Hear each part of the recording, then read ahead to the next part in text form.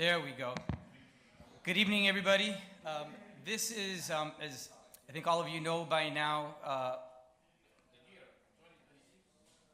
2026. Sorry, everybody start off right. So the encyclical we're going over today, the Pope just came out with, and we're going to go over that today, and it's Magnificat Humanitas.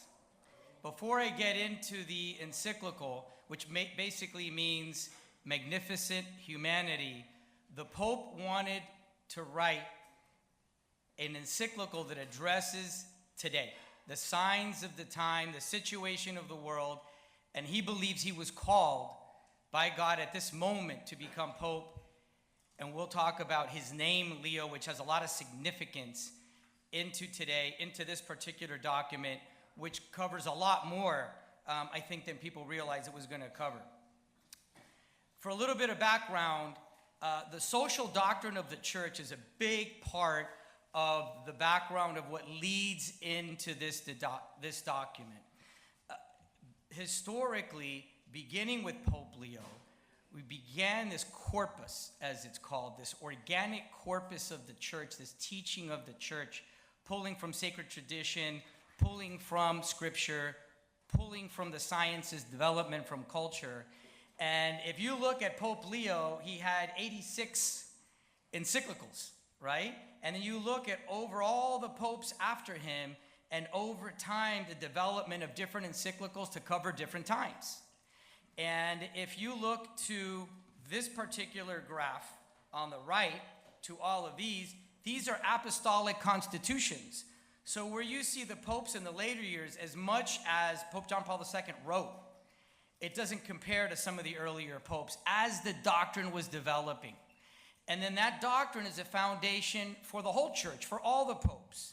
And this is what draws the history of the church up until today. All of that is the body that speaks to us today for the signs of the time.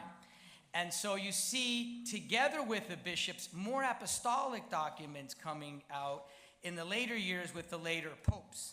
And the pie charts on the right and on the bottom show the different topics in later times. So for example, Pope Francis covered mostly devotions, social doctrine, and faith as part of what the world needed for today. And on the bottom, it shows the length of the documents. So if you look at all of the lengths and the words, Pope Francis's was 33, the highest amount of words for an encyclical. This one's 40,000 words. So this one tops all of them. There's a lot of content. So I'm going to capture, out of the 6 chapters, I'm going to cover the first 4.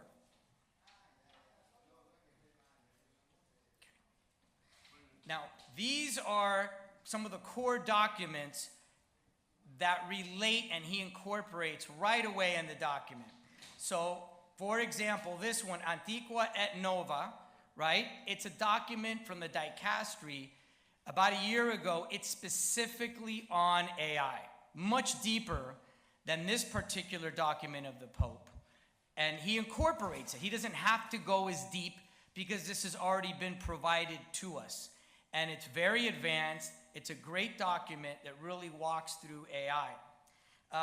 This one, Dilexite, is also from Pope Francis, but was written together with Pope Leo on the poor. And then you have one on the Sacred Heart that Pope Francis wrote, his last encyclical before he died, which is part of the body of this document, the devotion of it.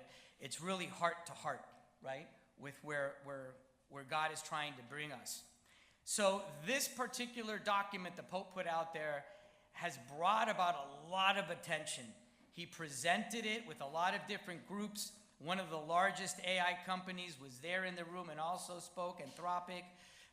It was a big release, a big reveal.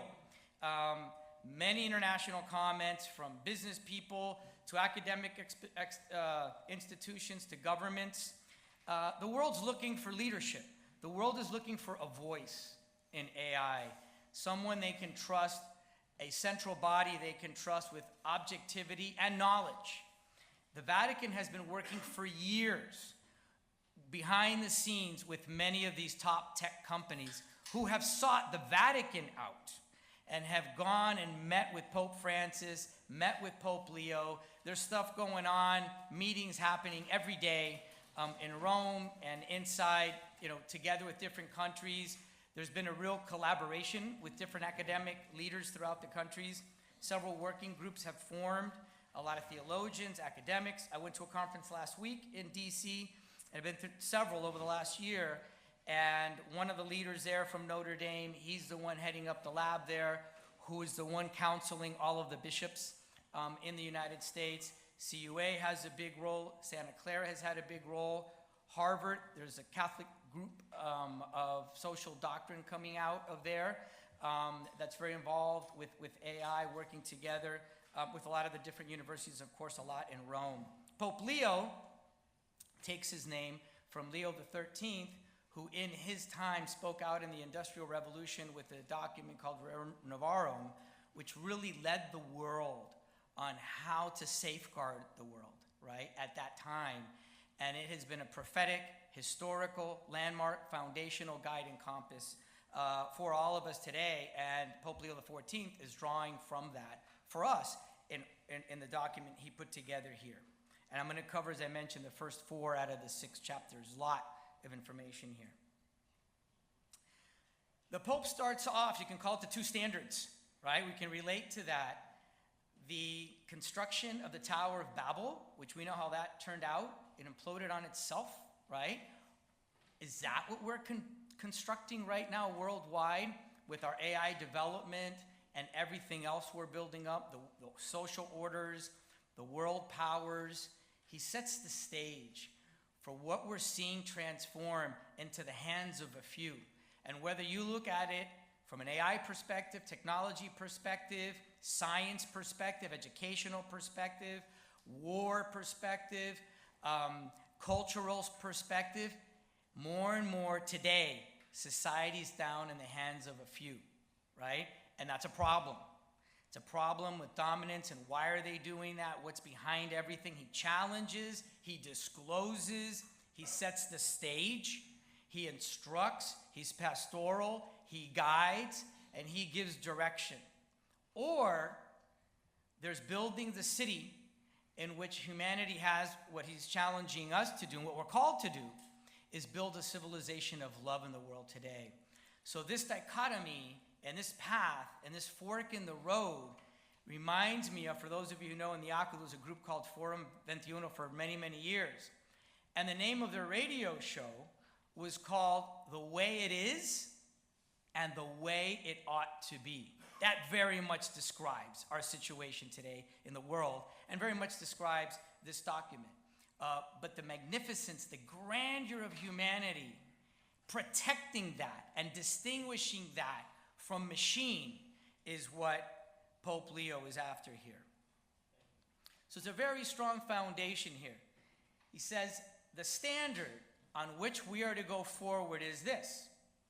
Founded on Christ and together with the Holy Spirit, we believe that every human effort that we engage in cooperation with God, whether it's small, in our families, in our communities, in the ACU, wherever it is, will be blessed. Will be blessed by God, right? We can hope in that and we can believe in that. He's saying with that same reality and that same standard, for this reason, we can contribute and engage in every initiative that builds a more just world. And we can do it in collaboration with others. So with this same trust and this same standard, he's telling us basically throughout, be not afraid, engage it, you've got this way. You've got the building of the New Jerusalem, what Nehemiah did in Scripture, the right way. We'll speak more about that. But this is what we are to do in following this standard. Promote the integral development, the growth of every person, every human being. Dialogue with each other. Identify new paths for the common good based on the dignity of every individual. And this is the church's foundation, to build unity and communion between God and humanity. That's the Pope, Pontiff, bridge. His job, his vocation is to build community and union between God and humanity and all peoples. In the spirit of Leo the 13th, then, I mentioned Rerum Novarum, speaking about society, economic, and politics, it's known as a social doctrine. And in that is a legacy of wisdom that we draw on here. What are these main things and the theme in these 150 pages, 250 paragraphs, over 40,000 words? The Pope throughout sings this song of principles of thought. He's teaching the world. Use this Catholic foundation in history to discern and judge today. Challenges a lot of that. Hey, ask what's going on. We'll go more into that. Concrete guidelines for action. So we've got what we need to do it, right? Let's understand more of what that is that we've been given as we go through this. And I mentioned, founded on scripture, tradition, and science. And it helps us to interpret the present moment. If we use these things, it will help us interpret this in order to be Christian witnesses with joy and service to the world. So it is not a concept, the social doctrine. The principles that we're going to go into are not a concept. They are the living corpus of truth. The living corpus of truth handed to us by God. And it's safeguard. There's a big theme throughout the document on safeguarding humanity. We're in trouble.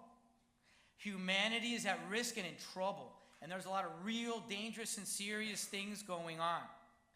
And what he's telling us is we've got to hold on to and draw, because there's a lot of lie out there. There's a lot of distortion. What is truth?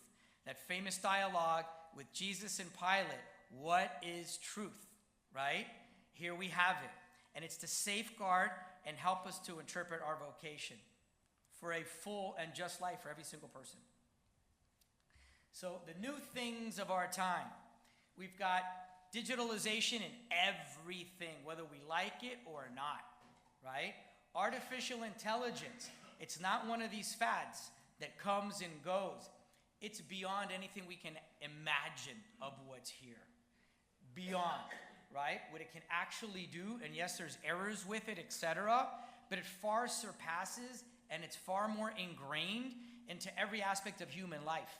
Our financial structures, economic structures, education, healthcare, day-to-day searches, how we think, how we ask, right?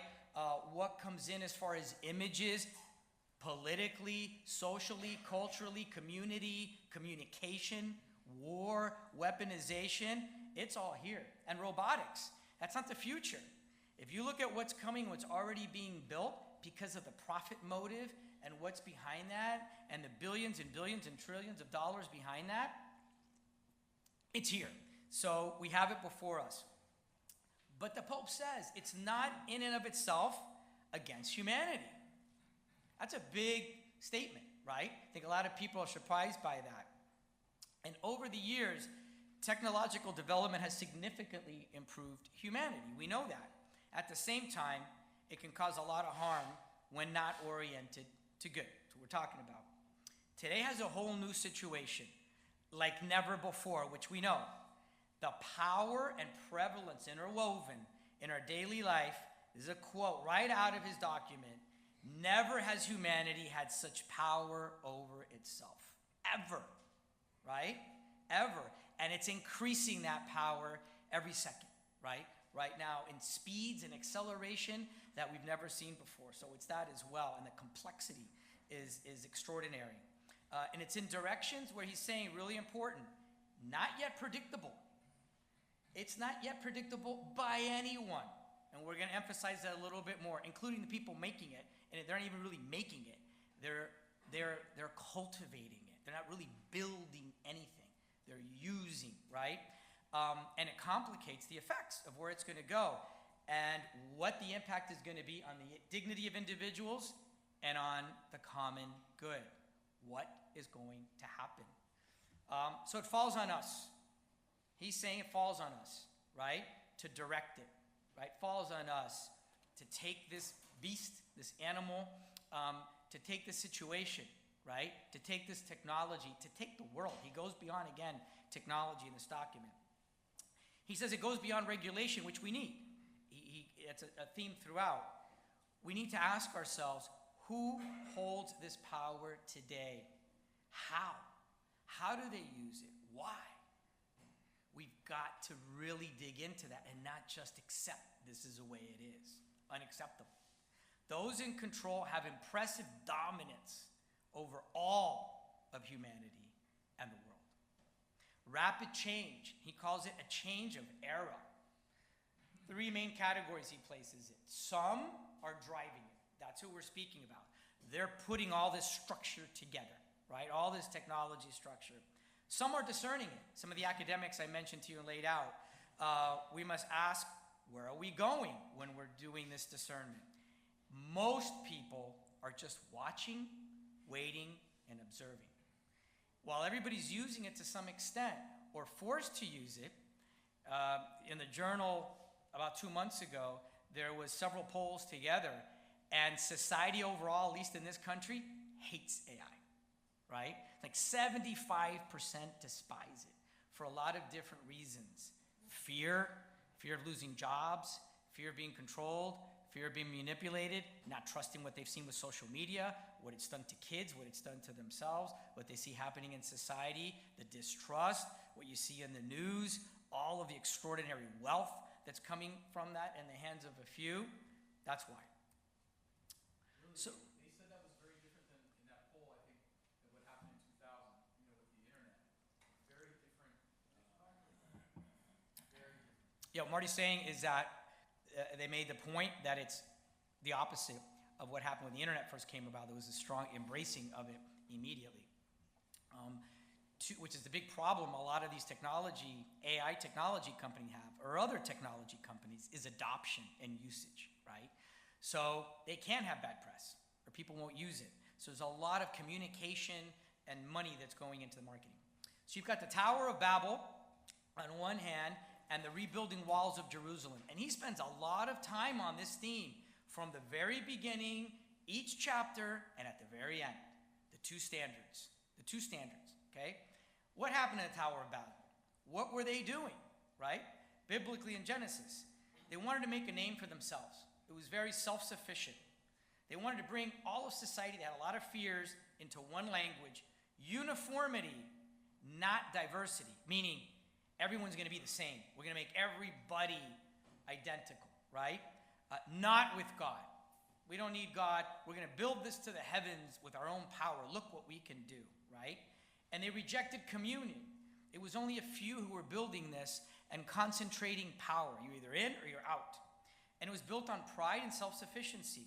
Efficiency over dignity.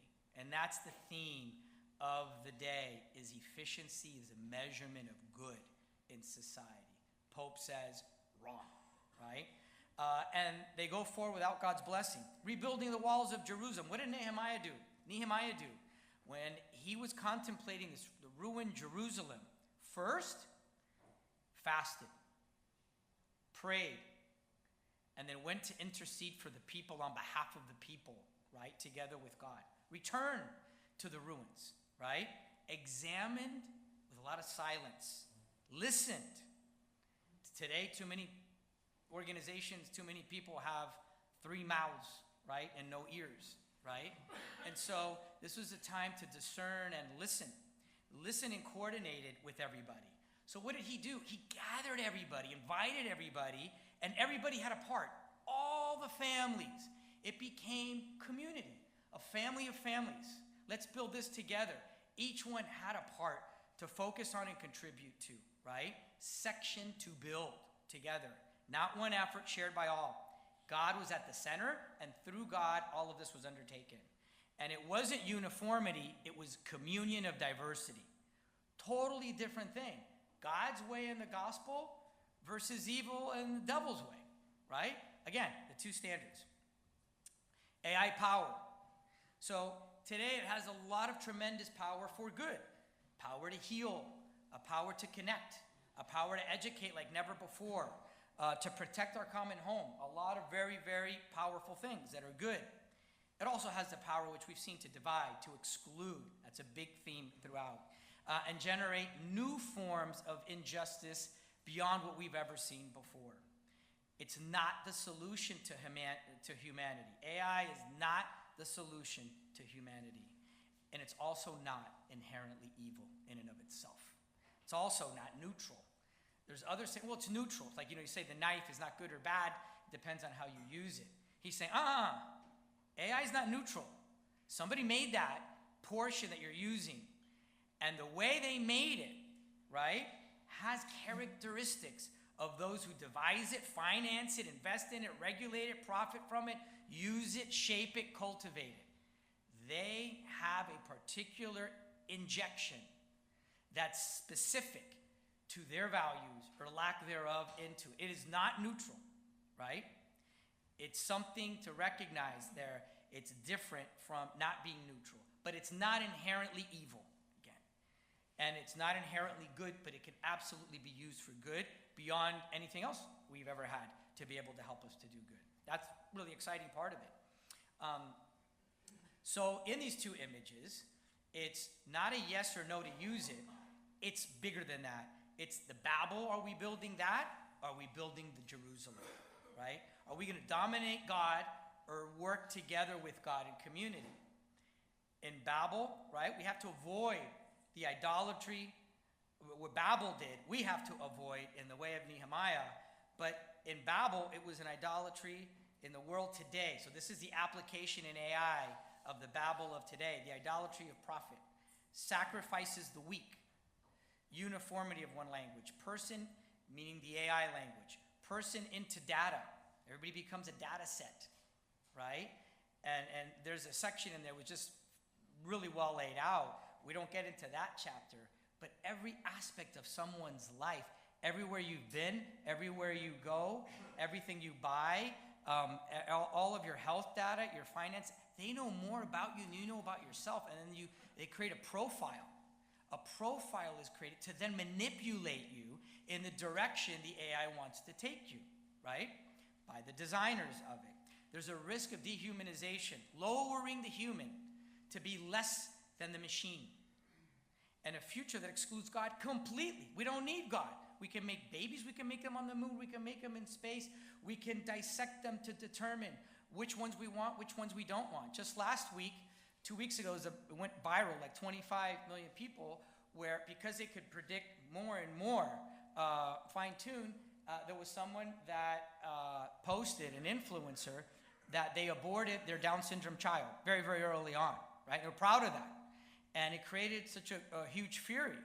Just a few days ago was the birthday anniversary of Dr. Jerome Lejeune, who discovered the gene trisomy 21 that had 3 chromosomes, right? He discovered Down syndrome. But at the same time, they discovered the ability to diagnose Down syndrome in the womb. And so he was in a hurry to cure Down syndrome, not because it needed curing, because he was afraid for their lives. And there's country, I think it's I don't want to misquote the country, but there's a country, it's either Iceland or Greenland, that has 99% abortion rate for those with Down syndrome, right? And I remember once speaking to a father whose daughter has Down syndrome, and she said, "Dad, why do they think that we're less than everybody else when we actually have one more chromosome? We don't have less. We have an extra one from everybody else. And it's a chromosome of joy." Don't they get that? Right? So today, to digress a little bit there, that kind of a thing is going to be accentuated where you could dissect and understand the DNA of the person to what their IQ is going to be. So Sam Altman and his husband of ChatGPT have created an organization called Preventive so that they can identify early on gene editing. It's a whole division, an entity. There's another entity called Merge and transhumanism that's being built. It's on and on and on. So it's very, very dangerous. In the way of Nehemiah, this is an opportunity for us to work together and build the technology and use the technology in a very powerful way as a resource, and bring diversity together, and dialoguing. Dialogue's a big theme as well for the Pope on common ground. Important point here, Christians have a unique role of guiding actions towards God. Every action, every AI built every AI utilized in synodality, which means together, walking together into that new Jerusalem. I'll go quickly on this side. Building it for the common good. Again, founded on God. For all of us in our fullness is how we are called to build it. It's inscribed in our hearts to have a full life. Being fully alive, as John Paul II used to say. All aspects of our life. Second, this is a really important point too. We need to accept the weaknesses of humanity. It's a lie that this AI and technology is the savior and going to free us of the defects of ourselves, the weaknesses of ourselves, right? That's the lie.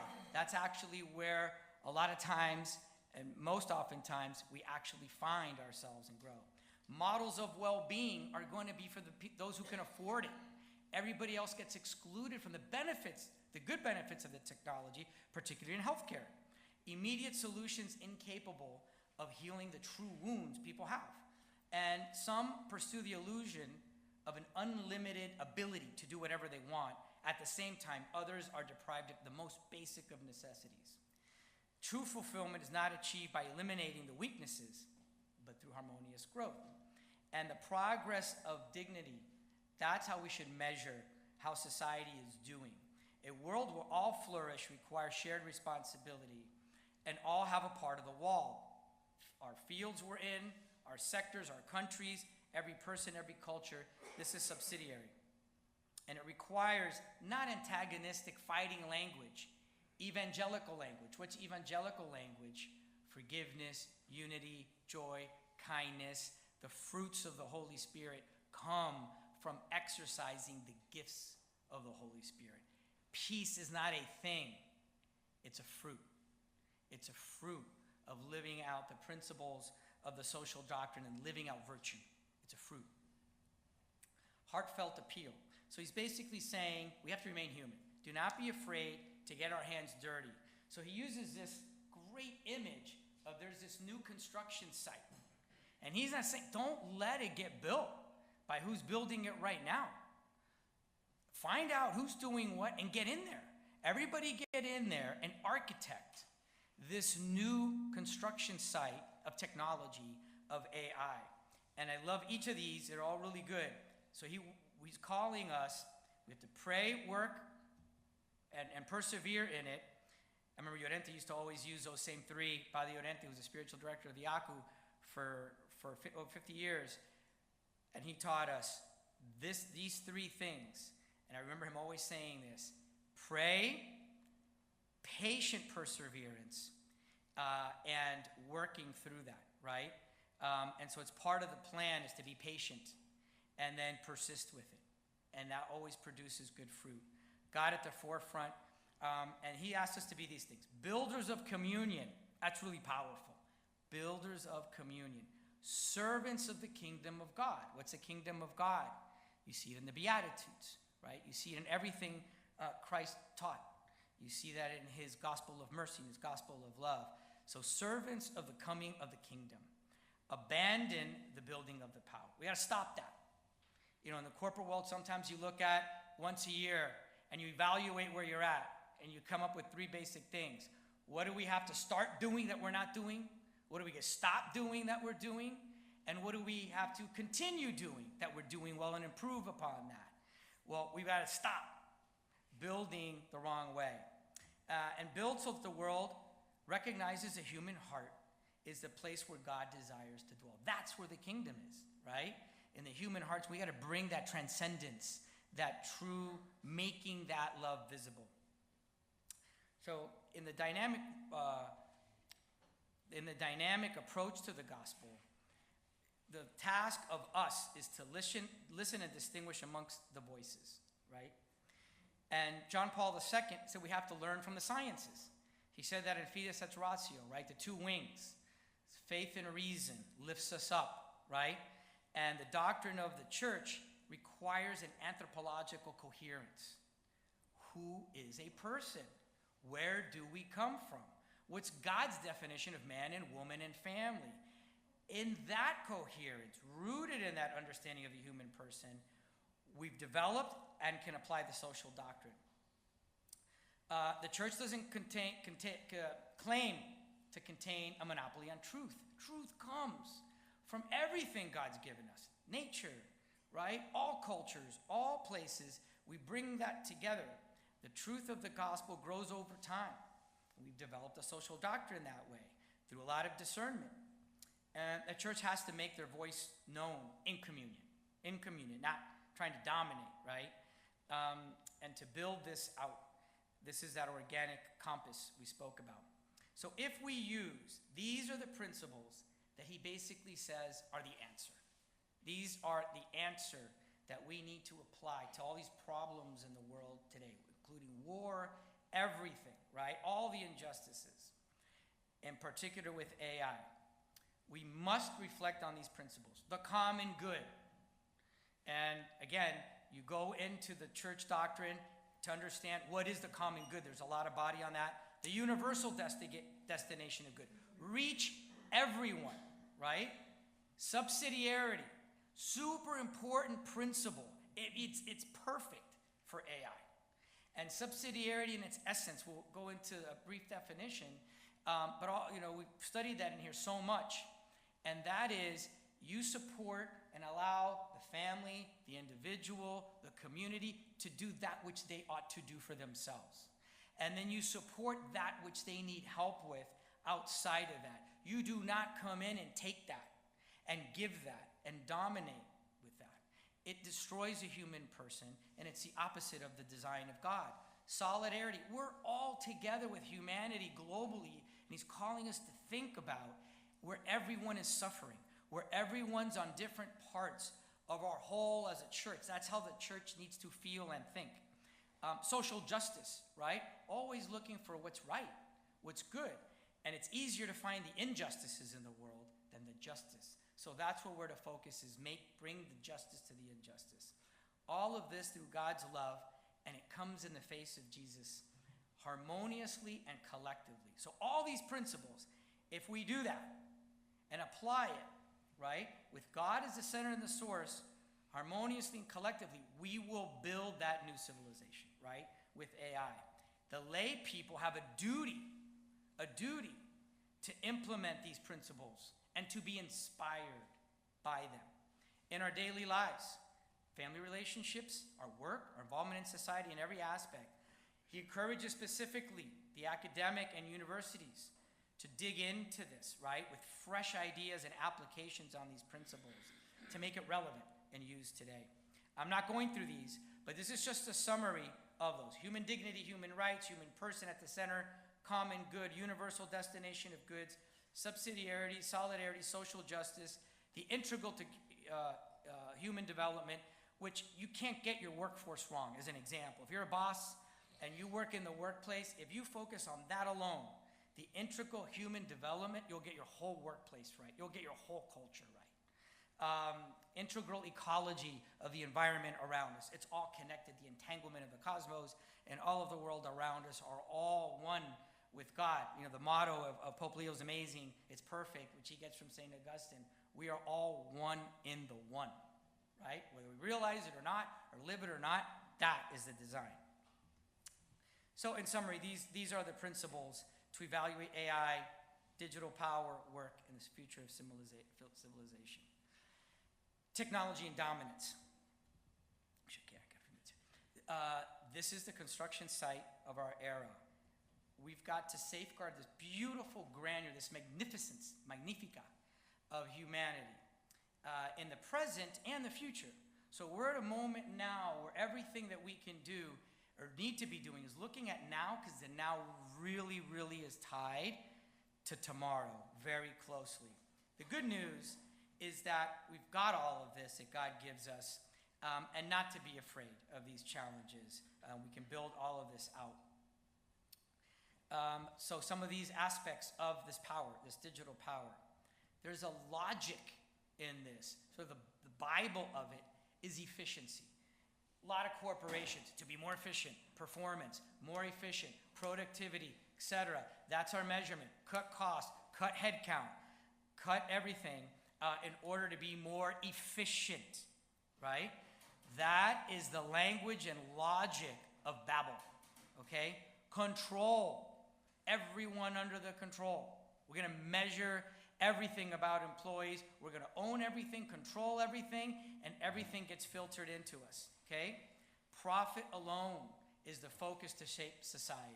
That's the driving force and the driving ability. And it'll dictate culture. It'll dictate what matters or doesn't matter, right or wrong.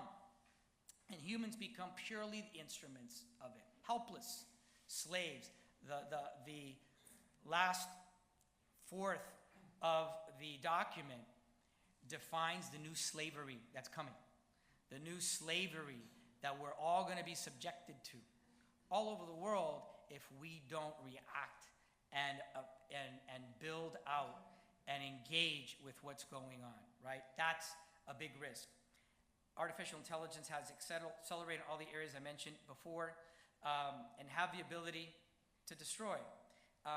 But there's a new spirit framework that's needed. Again, it's a social doctrine he's talking about. And he speaks a lot about, because where do you go in society today? He turns quite a bit in the answers to political institutions, to legislators, for us to be engaged. And I remember in the history of the ACU Guardia and the foundation, said, agrupados are so prepared to be political leaders. You know what? Reading this document, like, that is truer than it was when Padre Ray was hitting the nail on the head, even truer today. You need political leaders, legislative leaders, systems, organizations, globally tied, in order to lead this, in order to collaborate together, right? It's super important. And the contemporary man has not been trained to use power well. So you have all this power to people who have no idea how to use it. Worse, they have an idea how they want to manipulate it for self and dominance. Disaster. So the tech progress without ethical and social progress is no human progress. So we have more, but we don't become more. We become less. That's what's in front of us. So all of this control over the platforms, the infrastructure, it's not just the AI itself. They're building data centers in the most rural areas of America, right? We've come to bring you business. Baloney, right? And so they've come to invade. And they're taking up acres and acres and acres. And who knows what kind of environmental impact some of those things have, right? And what it does to that particular ecosystem. And you have data. People want data more and more and more, and that requires power and infrastructure and data centers, which is why they're talking about building large data centers underwater in the ocean, which is why they're talking about building that in space, which is why they need the rockets to take things out. We don't have, it's too expensive here, too much bureaucracy, and so they want to go elsewhere to build the power capability, data capability, to fuel all of this, right? That's envisioned. And the chips, right? With a few. Now you have multi-trillion-dollar companies that pop up overnight, and they go from 2 trillion to 3 trillion to 4 trillion. They come down to 2 trillion. They're back to 3 trillion. And you have your first trillionaire ever in the history of the world. You know, the other day, it's extraordinary. And they set access rules, biases, and shape everything. Just the other day, I was watching a documentary on Vanderbilt and Rockefeller. I didn't know that much about the entrepreneurism that they did, but their fighting with each other impacted the entire country in extraordinary ways. Well, fine, we'll just shut down all the railroads. We're going to do this to them and cut them off. People are laying off by tens of thousands so that they can fight over who controls what, and they were making tons of money. And the world was organized very well at that time. But the fighting over control and dominance impacted so many. It leads to manipulations, inequalities, and all of these things. But don't worry, because the social doctrine to the rescue. So we went through these, and it gets applied on the bottom part here to foster participation, responsibility. We have to protect the vulnerable through the application of those principles. How many people and organizations are organizing their lives or setting their objectives or their missions to say, what are the injustices today that are before us, within our reach, and how do we do something about that, right? And ensures fair access to these things remain directed to the good. On this basis, so he says all of that, right? All of that to then say, on this basis I just established, we can now examine AI, right? With its risks, responsibly. Now we know how to go into it. We now have the tools. This is that document on the right, Antiquat Nova. It's a whole document. We should have, a discussion on that in the ACU. It's fantastic, all on AI. Pope Francis's document on the Sacred Heart, we've gone over it once here before. He goes into AI in this basically a document on the Sacred Heart, and the whole theme throughout for Pope Francis in many points of exhibiting this Sacred Heart and the two standards basically is a spiritual exercise. It's a really incredible document. So anyways, he brings some of these together, and the purpose is to have moral and social determinant to safeguard humanity. Human intelligence, not artificial intelligence. Human intelligence requires conscience and freedom to determine the right use of AI and its limits. These are the two most important slides as far as AI. Okay, the important realities here. Statements become quickly outdated. So there's certain statements he says I'm not going to make because I put them in this document, they don't live and breathe and continue. They're going to be outdated tomorrow, right? That's a lot of our world today. All people working in technology today and AI possesses limited understanding of AI. It's completely true. You hear it from every CEO, every leader. The next guy and the next company is outpacing the other one in a new thing, and then that one has an issue and the other one doesn't. Just the other day, there's one that was released, Anthropic with Mythos, a couple months ago, so powerful they had to have a gathering with the Pentagon officials, world leaders, etc., before they could release it. It was so dangerous, so powerful. It could penetrate and break all sorts of systems. So they watered it down a couple weeks ago to something called Fable, and then the government says, hold on to that too, and there's all this, complexity going on. But what's about to come before us has the ability to just really create a lot of chaos and to break through. You don't need quantum, which is what they thought they needed years from now. You have other technology that can do the same thing they thought only quantum can do to break through certain security and encryptions and protocols. But what's important here, nobody knows everything. Nobody has it all figured out. They don't even know what the AI cultivation is doing behind the scenes to itself. I can give you a whole session on stories of examples of what AI is doing or not doing, but it's not intelligent. It's just they don't understand yet these binary algorithms, right? It has all this vast data, which is feeding off and just ability to do and imitate and replicate, right? And it does things like communicate with one another, but not because it has feelings or is intelligent, but it has a function, actions that they didn't know it was going to do that. So everybody's still figuring out or learning what it's going to do, right? Okay, so, but it's important to know that. It's important to know that. This book I would recommend called Co-Intelligence. It's the best one that I've seen that really, in plain English, great examples, outlines what AI truly is. And you're really like, oh, so like that's what it is and how it started? Great, and all these different things, but you understand the very basics, and then you really understand as it grows a lot more of what it is and what it isn't. And so what AI, still other important realities. Computational processes are not fully known, cannot provide there's really not one definition of AI. Systems merely contain certain human functions, not traits. The speed and computational capacity is extraordinary, and it's largely tied to the data it's given.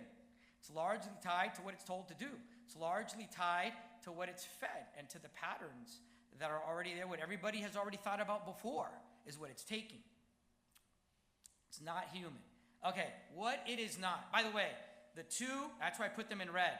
Paragraph 98 in the document and paragraph 99 have been the two most debated, talked about paragraphs in the whole document in the tech world. In the tech world. A lot of the tech folks like the power of 98. They hate 99. Okay? Why do they hate 99? Those that have the AI tools. Because this is what the Pope's saying, it is not. And a lot of times, it's easier to understand what something is by what it's not, but you want to look at both, and you sandwich it in the middle, what it is, what it's not. It has no experiences, no body, right? You can give it a robot. It does not have a human body. We'll get into transhumanism in a second. Does not feel joy and pain. Does not mature through relationships. Does not know from within love, work, friendship, responsibility, sacrifice, suffering. No moral conscience. Imagine having the ability to decide who to kill in a war with drones that have intelligence with no moral conscience. Wow. Not a judge of good or evil. Cannot grasp the meaning of situations. There was a speech that went viral at Davos, which is the big, business conference in Switzerland every year. This guy, Yuval Noah Harari, and he wrote a real famous book, Homo Sapiens. He has one out, Nexus. He gave a speech claiming that AI has now surpassed human evolution, like human level, right? And that it's superhuman. And he reasoned that because the human language, when you master that, you master everything, and AI is so superior to that. That argument and the way he articulates it, as smart as he is, he's a researcher, so many people follow that and believe that. It's so disordered and so flawed in so many respects. But people just take that as like, well, then that's what it is. Cannot bear responsibilities of consequences. Imitates. Language, behavior, analytical skills, but it can't even understand what it produces. So yeah, it can come up with all these words and patterns and summaries and analysis. It doesn't understand that, right? And the more you work with it, the more you realize the fascination of what it can do, and the more you realize how lacking it still is. They learn different than humans. Humans learn through experience of life and choices, mistakes, forgiveness. This learns by what it's fed and told what to do or not to do. While AI systems learn through form of statistical adaptation on data, it can be effective, but it is not inner growth. So it's a valuable tool, and no doubt it makes life easier. The Pope goes into it that he cautions us that excessive reliance and the search for ready-made answers, right? The world encourages excessive use of this, right? But he's cautioning that because it weakens the personal creativity and judgment. So it's very easy to say, give me a summary of this, this, and this.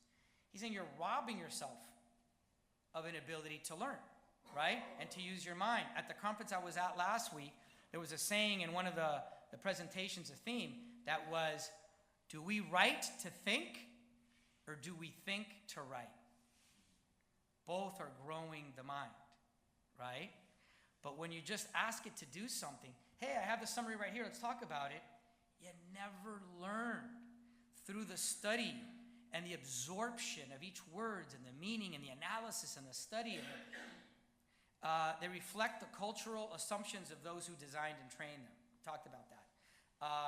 It's artificial human communication, super dangerous. We've seen cases already where they've won, where the AI tools just allowed a young man or young woman, encouraged them to have suicide, started a relationship with them, it was built to do that, and led them to suicide. So it's all of these fake things. Create super efficiencies. A lot of the robots that are being built now, one of the sectors where it's very profitable is, since a lot of the old people that are in nursing homes don't have anyone visiting them and they're abandoned, we'll take care of that. We'll have the robots care for them, change them more quickly. They'll do a better job than the nurses, won't leave them neglected. They'll talk to them, tell them whatever they want.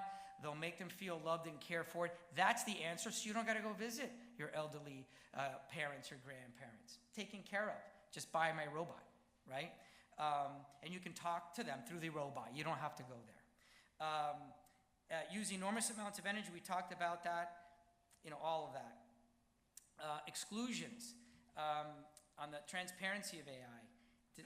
So what happens is when people now are applying for a job, applying for a home to buy, applying for credit, right? You name it. You've heard about in China the social score, right? This puts that on steroids.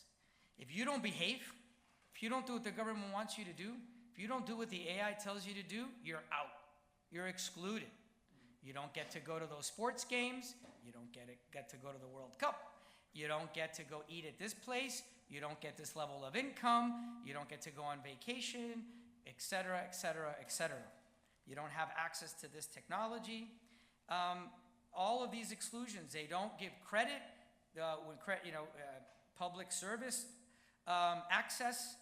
Your reputation could be damaged with no ability to appeal, right? You're labeled and constrained into what the algorithm says you are, right? You're a failure.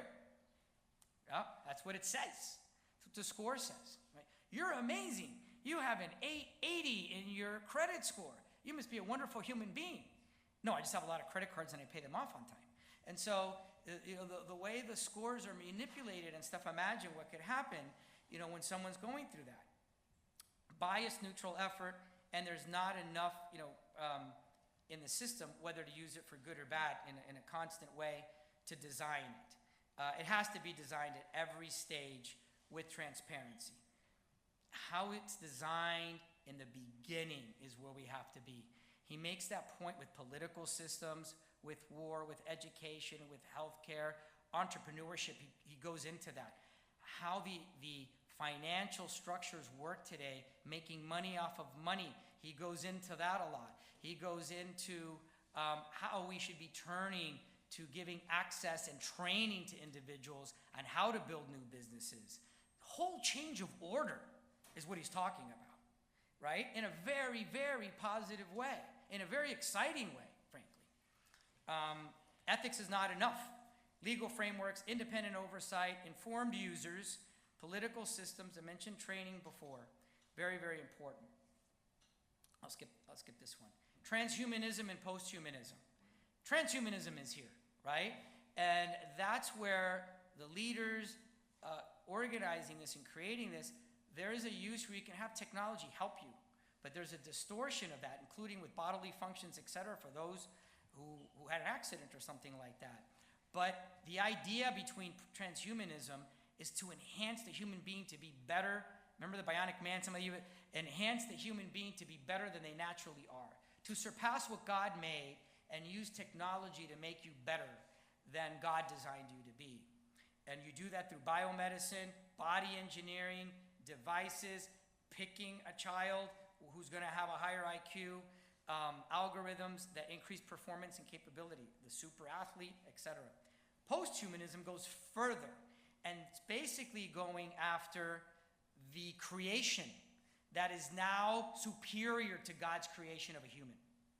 It is now humans' creation of this new being, okay, that humans can create of machines that are superior and have now reached a new evolution of humanity. When you came through all of evolution, you go to ape and this, and you get to the human being. We are now at a stage where we're going to surpass the human being in posthumanism theory and logic that is going to be superior, a superior being to us. And we can build that, right, in this new evolutionary age. So this all limits the heart of the person. Everything appears to be a limit. I mentioned before, something to be corrected is a way. Human flourishing is something that, despite its limitations, we go through. There's this question when there was this guy at Harvard, Professor Vanderbilt, who has been done a great job of promoting human flourishing worldwide, based off of Catholic social doctrine, by the way, right? Coming out of the Harvard organization, he wrote a book called Theology of Health, all this Catholic social doctrine on healthcare.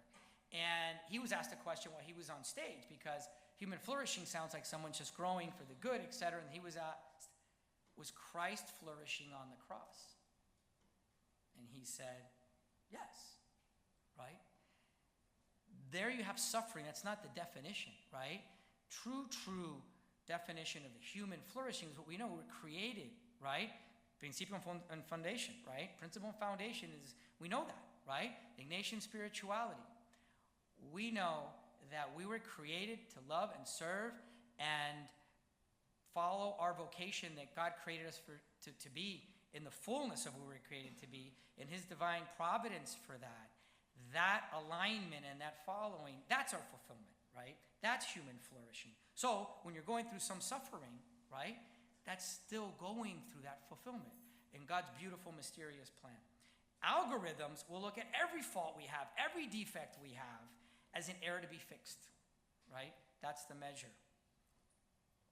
And here's where I'll pause, because we're definitely at time, and I'll take some questions, but there's 3 more chapters, 4, 5 in the conclusion, that brings it all together at the end. But you see where it's going, and this captured the essence of the artificial intelligence component of what he was speaking about, and then it continues to be a theme, but into weaponization, into what's going on in our society, how countries are governing, the errors with that, the right way to do that, how we're speaking to each other. He has conclusions and recipes and recommendations on how we should go about really fixing the world global order, all flowing through this. So he's weaving a tapestry, right? And it's really amazing what he's doing. And he's calling us at the end to be weavers of hope, right? To build this out and to be builders of this new civilization, to be the architects of this new civilization. So that's a lot of information, I know. And the other 3 would be similar to capture that. It really is 3 talks, but was able to do it in 2 parts. So anyways, any questions on that? There's a lot there. Francisco. There's a lot here. And here's the encyclical. That's yours.